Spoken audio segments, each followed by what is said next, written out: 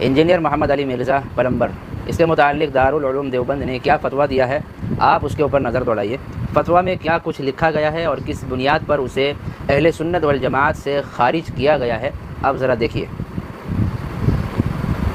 یہ فتویٰ ہمارے پاس موجود ہے دارالعلوم دیوبند کا۔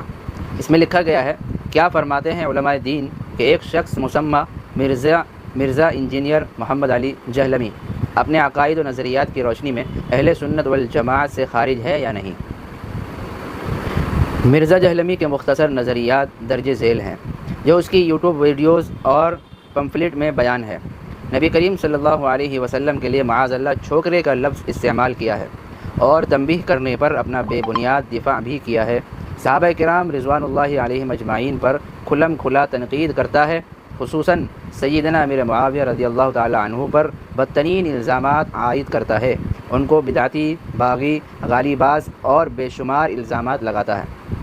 سیدنا علی رضی اللہ تعالی عنہ کو روحانی طور پر پہلا خلیفہ کہتا ہے، سیدہ عائشہ صدیقہ رضی اللہ تعالی عنہا کو ظالم کہتا ہے، صحابہ کرام کی تکفیر کرنے والے کو مسلمان سمجھتا ہے، روافض کو مسلمان سمجھتا ہے، بیشتر معاملات میں ان کی حمایت کرتا ہے، محدثین پر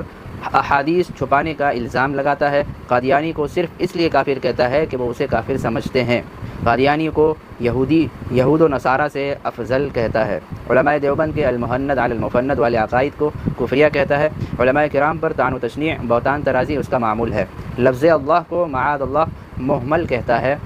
اس کے علاوہ بے شمار نظریات میں اہل سنت والجماعت کے منہج سے منحرف ہے۔ کیا ایسا مفسد شخص اہل سنت والجماعت سے خارج نہیں ہے؟ نوٹ: مرزا جہلمی کی گستاخیوں کے کلپ اس کے یوٹیوب چینلز میں بھی موجود ہیں اور اس کی ویب سائٹ اہلسنت.pk پر بھی موجود ہیں۔ اسی طرح جواب دیا گیا، حامدہ و مسلیہ و مسلمہ، ایسا مفسد یعنی مرزا انجینئر محمد علی جہلمی یقیناً اہل سنت والجماعت سے خارج ہے۔ اس شخص کے متعلق پہلے بھی فتویٰ لگایا جا چکا ہے، اس کی نقل منسلک ہے فقط، اور تمام علماء کرام نے متفقہ طور پر اس پر دستخط بھی کر دیا ہے۔ یعنی متفقہ فیصلہ یہ ہے، ہر ایک مسلک کے علماء، خطباء اور رہنما کا فیصلہ یہ ہے کہ انجینئر محمد علی مرزا پلمبر یہ اہل سنت والجماعت کے منہج سے منحرف ہے، خارج ہے، اسے نکال دیا گیا ہے، یہ اہل سنت والجماعت سے خارج ہے، بالکل اس کا تعلق ہی نہیں ہے۔ یعنی یہ ایک فتنہ ہے، ایک فسادی ہے، معاشرے میں تمام مسلک کو آپس میں لڑانے والا ایک درندہ ہے جو لوگوں کے خلاف بکواس کرتا ہے، جس نے صحابہ کرام کو نہیں چھوڑا، جس کی زبان سے صحابہ کرام جیسی عظیم شخصیت محفوظ نہیں ہے، تو ہم اور آپ کیا ہی چیز ہے، ہم اور آپ کیسے محفوظ رہ سکتے ہیں؟ جس نے حضرت عائشہ صدیقہ رضی اللہ تعالی عنہ، جو آپ علیہ الصلوۃ والسلام کی زوجہ مطہرہ ہے، جس سے آپ علیہ الصلوۃ والسلام بے پناہ محبت کرتے تھے، اس کے اوپر بھی اس نے اپنی زبان کو بند نہ کیا، ان کو بھی ظالم کہہ دیا، اور جن کی کتابیں پڑھ کر جس حدیثوں کا یہ نمبر دکھاتا ہے، محدثین کے اوپر بھی اس نے الزام لگایا کہ حدیث چھپاتے تھے۔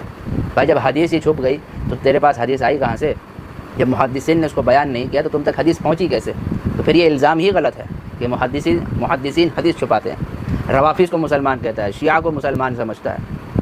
تو ایسا شخص خود مسلمان نہیں ہے۔ اللہ تبارک و تعالیٰ آپ تمام کو سیدھے راستے پر چلنے والا بنائے۔